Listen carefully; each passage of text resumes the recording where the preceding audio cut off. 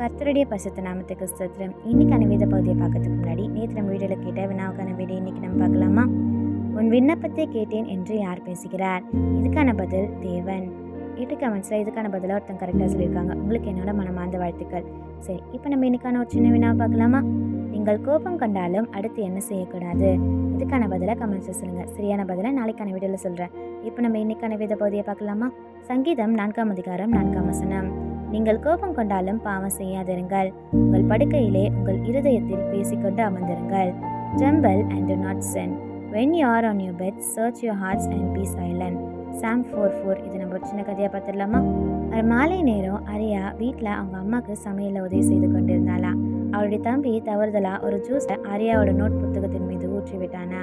அப்போ அரியா கோவமாக கத்துனாலா, நீ எப்போவுமே இவ்வளோ கவனக்குறைவாக தான் இருப்பான்னு சொல்லிட்டு. அவன் தம்பி அமைதியாக நின்றானா. அவன் கண்களில் கண்ணீர் நிரம்பிச்சான். அரியா அமைதியாரு, அது அவன் தவறுதான்னு சொல்லிட்டு சொன்னாங்களா.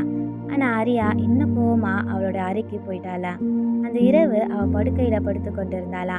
இன்னும் மனதில் ரொம்பவே கோவம் இருந்ததா. விளக்கெல்லாம் அணைஞ்சதுக்கு அப்புறமா வீடு ரொம்பவே அமைதியாக இருந்ததா. எந்த சத்தமும் இல்லை, அவளுடைய சுவாசம் மட்டும் இருந்ததா. அந்த அமைதியில் அவளுடைய கோபம் மெதுவாக குறைய தொடங்குச்சா. அவள் நடந்ததை நினைத்தாளா. நான் கொஞ்சம் கடுமையாக பேசிட்டேனோ, அவன் அதை வேணும்னே செய்யலை அப்படின்னு சொல்லிட்டு நினைச்சாளா. அவளுடைய மனம் கொஞ்சம் கஷ்டமா இருந்ததா. அவளுடைய வார்த்தைகளால தம்பியை அதிகமாகவே காயப்படுத்திட்டேன்னு சொல்லிட்டு அவள் உணர்ந்தாளா. கோபத்தை பிடித்து கொள்ளாம அரியா அமைதியா இருந்து அவளுடைய இதயத்தை ஆராய்ந்தாளா. இனிமே கோபத்துல பேசவே கூடாதுன்னு சொல்லிட்டு முடிவெடுத்தாளா. அடுத்த நாள் காலையில அவள் தம்பியிடம் சென்று மெதுவா சொன்னாளா, என்னை மன்னிச்சுட்டு நான் அப்படி கத்த மாட்டேன் அப்படின்னு சொல்லிட்டு சொன்னாளா. அவளுடைய தம்பி சிரித்து கொண்டு அவளை அணைத்து கொண்டானா. அந்த வீட்டில் மறுபடியுமே சமாதானம் நிரம்பிச்சான்.